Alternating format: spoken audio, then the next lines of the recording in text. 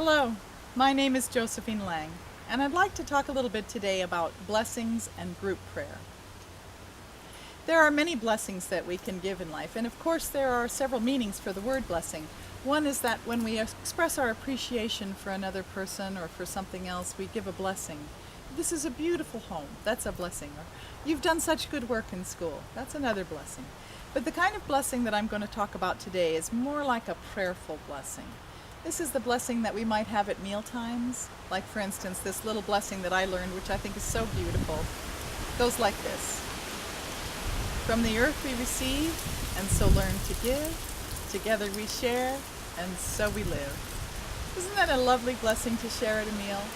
Another one is one that I've learned from my dear friend Diner, and it goes, something along those lines. Plus, may this food serve in fullness, which helps us to get our full nutrition from our food. If we bless our food, we really activate the positive energies in our immune system that let us really take up the nutrients beautifully from our food.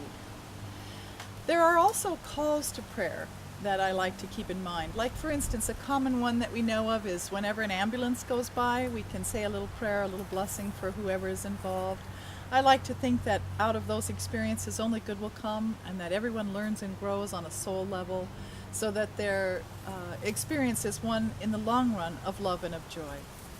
Another little blessing prayer that I like to do is whenever I see a little call to prayer is whenever I see a roadkill, an animal who has died by the side of the road. That used to upset me very much, and now I allow my soul to connect with the soul of the animal through prayer, and I just bless their body and see them, ask for them to come back and to be renewed and to have good experiences in their life, their next life, and for them to be safe.